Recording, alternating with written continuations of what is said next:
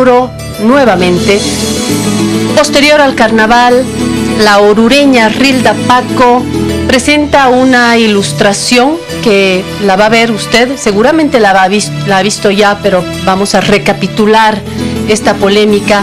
Es la ilustración, ahí la tiene usted, de la Virgen del Socavón, no cualquier ilustración, lleva pantimedias y tanga, y delante de ella, como usted ve, están los pepinos farreando en el carnaval. Esta es la propuesta de Rilda Paco, que ha desatado, comprenderá si conoce la sociedad boliviana, acciones judiciales en su contra de algunas instancias orureñas, insultos, amenazas en las redes, una marcha, estas últimas horas, una marcha de desagravio, incluso se ha dado tolerancia para asistir a la marcha, muestras de apoyo también, es decir, se desató la polémica. Para hablar sobre este tema, sobre los límites del arte, a propósito, tenemos a dos invitados que garantizan la riqueza de la siguiente hora. Un placer estar nuevamente junto a Edgar Arandia. Usted es, Edgar, columnista de La Razón, es uno de los pilares en nuestras páginas de opinión, es uno de los intelectuales de cabecera de muchos, de mí por ejemplo, es escribujante. Gracias por su tiempo. Gracias, encantado pues tratar este tema tan...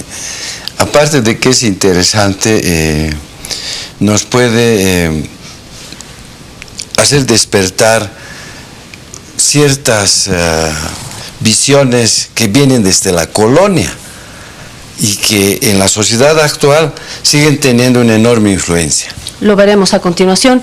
A mi izquierda está otra de las columnas de opinión de La Razón. Está con nosotros Lourdes Montero, economista, artista, Premio Avaroa Cerámica. Gracias por estar con nosotros. También una de las intelectuales de cabecera para mí. Y esa chaquetita me está dando un poco de envidia. Ese es mi único problema. Gracias. Muchas gracias, Claudia, por la invitación. Creo que la artista nos ha provocado como sociedad discutir temas centrales y por eso este espacio es un privilegio. Bueno, comencemos con la posición frente a esta polémica, luego hablaremos de los límites del arte, de la irreverencia y de ejemplos en otros países, porque vamos, esto no se está desatando únicamente en Oruro ni únicamente en Bolivia. Estas guerras a partir de manifestaciones artísticas las vivimos desde que el arte es arte. Así que, ¿cuál es la posición, Edgar? Bueno, para empezar, en términos técnicos, la obra es muy modesta. No es una gran obra, es una ilustración. Creo que encabezaste muy bien ese tema. Y el dibujo es sumario, o sea, es básico, pero cuando se ejerce esta profesión que tiene que ver algo también mucho con una entrega espiritual a una actividad, cuando uno está aprendiendo, primero dibuja y pinta lo que ve. Cuando ya maneja el oficio, pinta y dibuja lo que piensa. Lo que ha hecho Rilda es dar un salto cualitativo. Ha dibujado y ha pintado lo que piensa, sin tener una gran técnica. Y eso ha despertado una serie de resquemores en una sociedad todavía muy conservadora, una sociedad pechoña en algunos sectores de Oruro, que no han entendido que si ellos no hacían tanto alboroto por algo tan modesto, esto no hubiera trascendido. Pero este tipo de acciones trasciende porque existe un público que rechaza y que desconoce que estamos viviendo en una sociedad icónica. Una imagen es más poderosa que 1000 palabras, es un viejo dicho, y ahora eso se confirma. No es la primera vez que grupos muy conservadores de Oruro se enojan, diría yo, por este tipo de manifestaciones y expresiones gráficas. Es el caso de Al-Azhar, que es el principal dibujante de humor político que tenemos en Bolivia, y es dibujante de La Razón. Es caricaturista propiamente, claro, ¿no? Que hizo también una alusión a un accidente que hubo en Oruro, y también se enojaron, lo declararon persona no grata, pero con eso no han resuelto el problema que todavía hay en infraestructura para el carnaval de Oruro. no han resuelto la visión que tienen, muy conservadora, sobre la Virgen. No saben el origen de esa Virgencita que vino en 1535, que se le entronizó a la Virgen de la Candelaria, que para algunos religiosos era lo que se llama una mariolatría, ¿no? Estábamos haciendo un ídolo de la Virgencita. Hubo muchos problemas en esa etapa, y sobre todo cuando a partir de los años 60 ya las iglesias evangélicas empiezan a tener un relativo peso en la fe cristiana en el territorio boliviano. Entonces, todos esos antecedentes las autoridades tenían que haber sopesado antes de exagerar, llevando este tema hasta la justicia ordinaria, sabiendo que no existe una legislación para encontrarle un argumento para que tenga una pena. Por decirte, en la Inquisición se los encarcelaba, se los quemaba, se los ahorcaba, pero no estamos en la Inquisición. Entonces, creo que se les ha ido de las manos. Celos y Celas, hay quien dice que habría pasado si no fuera Rilda, sino Óscar Paco. Parece que el escenario podría haber sido diferente. Lourdes, ¿en qué difiere de la posición de Edgar? ¿Totalmente de acuerdo con él o no? Yo creo que hay varios, estoy de acuerdo en todo lo que plantea. Agregaría que hay una intencionalidad del artista. En redes sociales se ha estado discutiendo sobre la calidad, sobre qué es ser artista o sobre cuál es la intencionalidad cuando tú produces una obra. Me gusta mucho esta imagen que nos dice, primero pintas lo que ves, la naturaleza, y luego lo que piensas, ¿no? Pero yo creo que Rilda va un paso más allá, porque quiere provocar una reacción social, porque como artista yo puedo pintar a la Virgencita como a mí se me ocurre y guardarla, digamos, en mi casa y mostrarla solo a unos amigos. Ella sale a la calle y entrega su dibujo para provocar una reacción social, ¿no? Lográndolo, por supuesto, yo creo que con mucho éxito. Entonces ahí también hay una voluntad política del artista, ¿no? Que va un poco más allá. Discutimos mucho sobre si el arte debe ser político o no debe ser político, o en qué condiciones el arte es político, ¿no? En un sentido de política amplia, ¿no? De permitirle a la sociedad una oportunidad de pensarse a sí misma. ¿Puedo decir, Lourdes, que el arte siempre es político? No necesariamente, yo creo, no necesariamente hay una voluntad política explícita en todos los artistas. Yo creo que hay una voluntad de expresividad, de expresarse en lo que uno es, y de repente eso para muchos es lo esencialmente político, ¿no? Pero yo creo que Rilda estaba intentando llamar la atención social sobre ese pensamiento que nos quería transmitir, ¿no? Más allá, y ahí firmo lo que ambos dicen, más allá de si la obra vale mucho, poco o nada, eso es otro asunto, porque estamos todos bajo el paraguas de la libertad de expresión. Es una expresión de ella, de lo que piensa, de lo que siente y de lo que busca provocar. Tengo la sensación de que la alfombra siempre es política. Así uno dibuje una florcita con sus petalitos rosaditos, es político. Y la acción, la reacción también es política, ¿no? Claro. Yo siempre digo que mi pintura es política por una razón estética. El mundo es feo. Tenemos que mejorar al mundo, a la sociedad. Entonces, toda acción artística está implícita una idea política, una acción política. El arte por el arte no existe. Eso fue una teoría del siglo XVIII en el romanticismo alemán, ¿no? Inclusive pintar un ramo de flores aparentemente inofensivo está expresando lo que esa persona que ha producido es, ¿no? Entonces, muy difícil separar la idea política, la posición de un ser humano frente a la sociedad cuando produce algo. Pero si retrocedemos en el tiempo, en 1920 hubo una de las polémicas más ricas en términos de conceptos sobre la ciencia, la posición de la ciencia en la sociedad y la posición de la Iglesia como espíritu. Y en un libro que se llama Eclesía versus Ciencia, que escribió Belisario Díaz Romero, se generó tal polémica que duró varios años, ¿no? Y existe un libro que yo voy a sugerir que la Biblioteca del Bicentenario lo reedite, porque no ha habido más reediciones. Entonces, la Iglesia llegó a Bolivia, se consolidó en 1550, según Joseph Barnadas, que ha escrito la historia de la Iglesia Católica en Bolivia. ¿Quiénes vinieron a colonizar y a catequizar?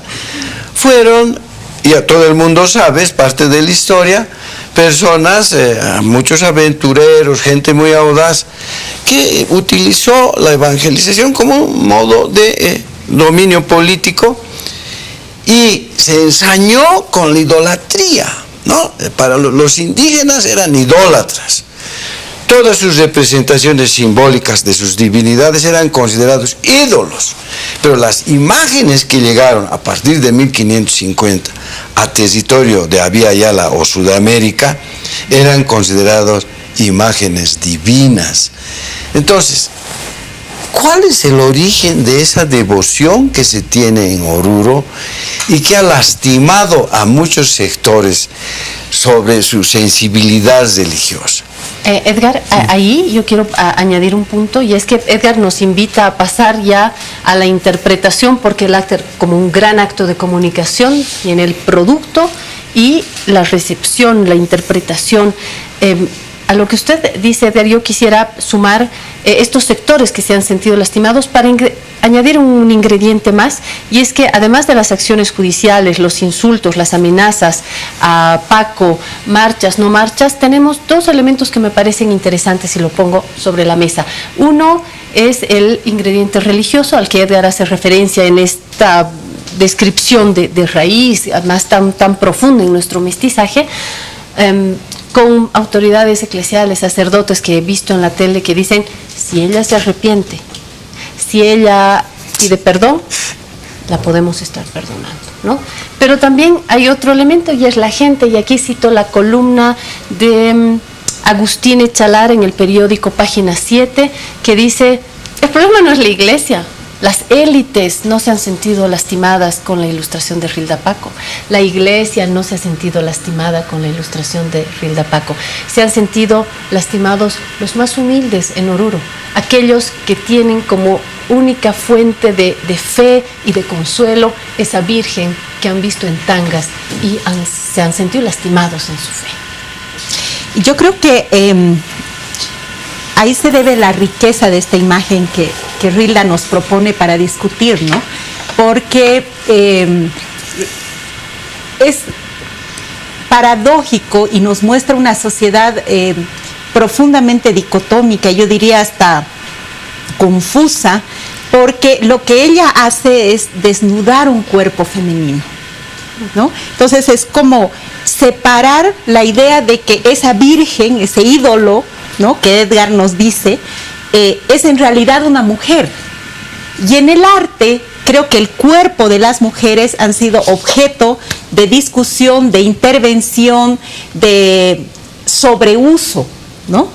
Y lo que ella hace es esa provocación, es recordarnos que esa virgen es el cuerpo de una mujer que en el momento del carnaval puede ser vejado, violado, golpeado, o en una borrachera, ¿no?, como los personajes que ella dibuja ahí, pueden estar viendo los calzones de las bailarinas todo el tiempo. Es decir, hay ahí un mensaje muy fuerte en términos de esa idolatría a la Virgen como algo sublime, olvidando que esa imagen nos recuerda a la mujer que podemos violar, vejar en estado de ebriedad.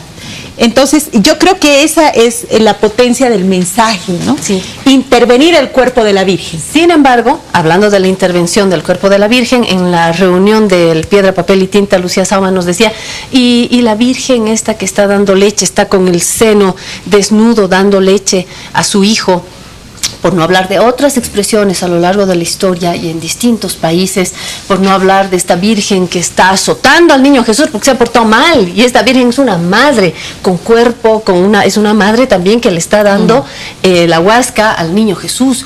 Esta otra Virgen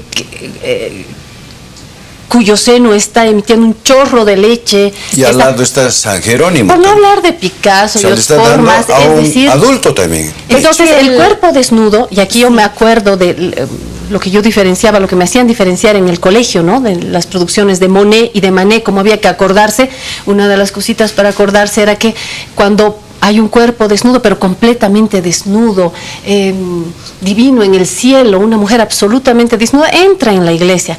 Pero cuando está la otra desnuda sobre un sofá, con su florcita aquí y con zapatos, solamente con la florcita en el cuello y los zapatos, esa ya no baja del cielo, ¿no? Entonces los cuerpos de las mujeres nos están dando mensajes distintos por las formas, no es solo el desnudo, además, no es solo el seno. se ama con el cuerpo. Y lo divino es todo lo contrario. Entonces, el cuerpo humano se empieza a divinizar. Eso ocurrió con Jesús, eso ocurrió en términos populares con Luis Espinal. Para mucha gente de pura, Luis Espinal es un santo. Pero no me quiero desviar y quisiera hablar de las vírgenes que hay en Bolivia, hay muchas, que simbolizan parte de la estrategia de resistencia de los pueblos indígenas. Porque todas las vírgenes son una alusión, está subsumida la Pachamama. Por eso es que en Bolivia hay más vírgenes que en otros países, que por ejemplo en la Argentina, que en Chile, ¿no? En el Perú, Bolivia y Ecuador hay muchas vírgenes. Entonces, al generar este subterfugio de orden político, las vírgenes en las clases populares indígenas tienen son una especie de guías para sus ciclos agrícolas, para sus ciclos festivos, para los ritos de iniciación. Son como un mapa las vírgenes. La Virgen de la Candelaria, cuya fiesta es el 2 de febrero, se repite en agosto con la Virgen de Copacabana, y agosto es el mes de la Pachamama, cuando la Mancapacha se abre y sale el Chachasupa y la Huarmisupa a la entropía creativa, a destruir el mundo para volver a construirlo, y que sigue el ciclo de la vida.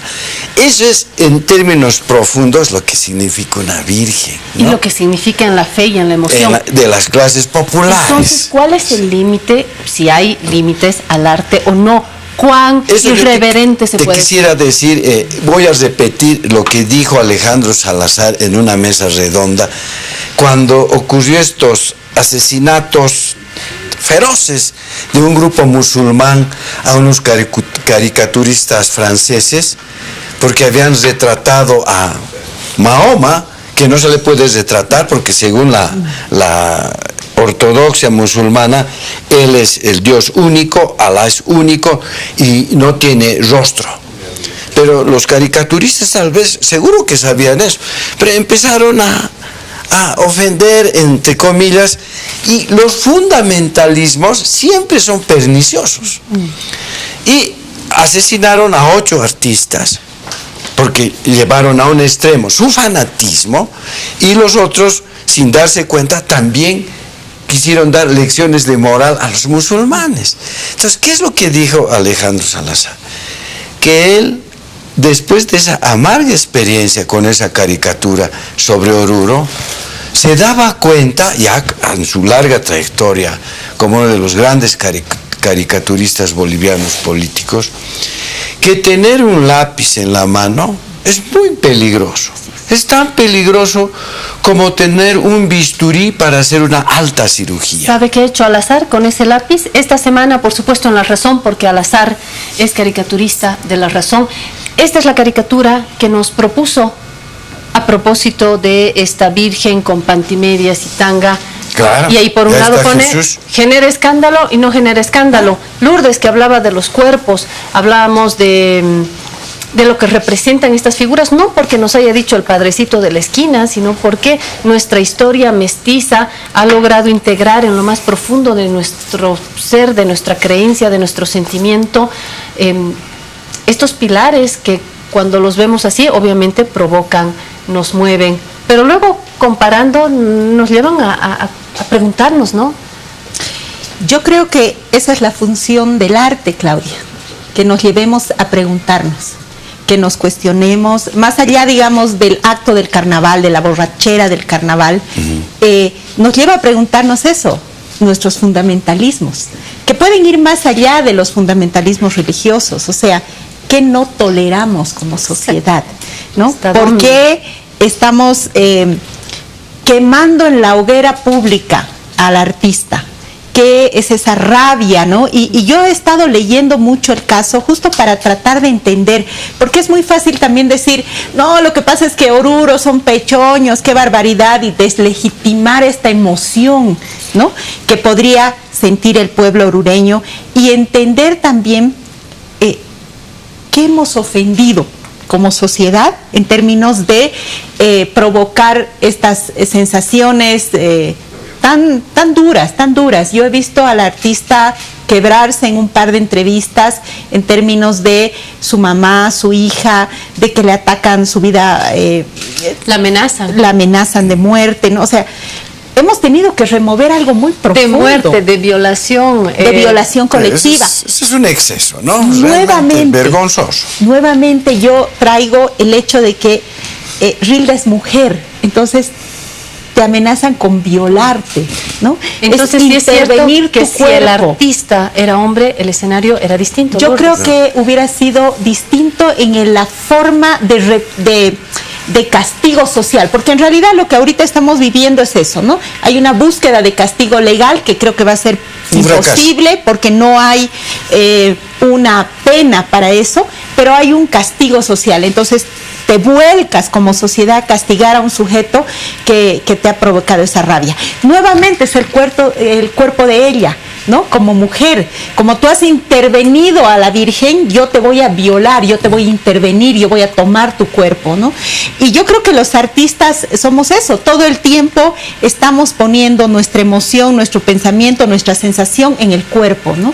Lo dibujamos y tiene que ver con una relación profunda de conservadurismo todavía social. Que lo manifiesta el artista, pero sentimos curiosidad. Yo de niña me moría por acercarme a la Virgen y levantarle la falda. Juro que me moría por ver. Y vas a ver una estructura de madera, porque no hay nada. Pero ya nadie se acuerda de cómo el año 64 destruyeron a picotazos el mural de Alán de Pantoja. Una censura brutal. La intolerancia. Nadie se acuerda. En el edificio de Rockefeller, cuando le dijeron a Diego Rivera que no podía pintar así porque ya estaba Lenin, estaba tal, tenían que... Y terminaron destruyendo. No lo destruyeron, le pusieron... Pero al finalmente lo destruyeron. ¿Ah, sí? Eso finalmente no lo destruyeron. Bueno, pero hay otro, un escultor del que nadie se acuerda y tuvo sus 5 minutos de fama también, que se llama Miguel Salazar. Hizo una serie de esculturas que se llamaba Hombrecilla, Condorcilla, ¿no? Y se le ocurrió poner Mujercilla. Entonces, todas las feministas lo crucificaron al pobre, ¿no? Pero dice, pero si yo he puesto Hombrecilla, Mujer... Entonces, el arte es polisémico. Mientras él usaba unas palabras que para él no tenían ninguna intención de humillar, de menospreciar, para otro grupo que tiene su propia moral, este nos está menospreciando, nos está humillando, es un machista, hay que crucificarlo. Bueno, lo crucificaron, lo hicieron famoso 15 días y ahora nadie se acuerda de él. Entonces yo le digo a él es mi amigo, bueno, vas a tener que hacer otro pequeño escandalete para volver Claro. A trascender. Entonces, el arte, cuando le hicieron a Vonnegut esa pregunta, ¿para qué sirve el arte? Él decía que es como un canario que entra en una jaula a una mina de carbón, cuyas emanaciones para las explosiones son muy sutiles y que solamente ese canario es capaz de sentir. Y cuando siente, se desmaya. Y todos los mineros tienen que salir para salvar su vida. Entonces, el arte sirve para presentir y sentir en términos proyectivos cómo está una sociedad.